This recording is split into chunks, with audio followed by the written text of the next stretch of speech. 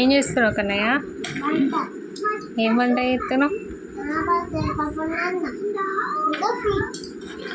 పెసరపప్పు, అన్నం, స్వీటా? ఏం స్వీటు?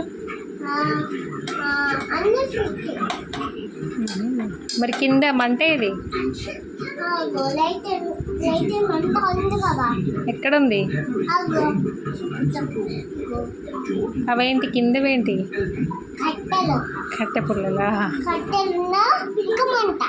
కట్టెలు మంట వస్తుందా? కట్టెలకి లైటర్ తోటి వెలిగిస్తున్నావా నువ్వు? ఉప్పు కారం వేసినావా? అలా ఉప్పు వేసినావా? కారం అయిపోయిందా మరి?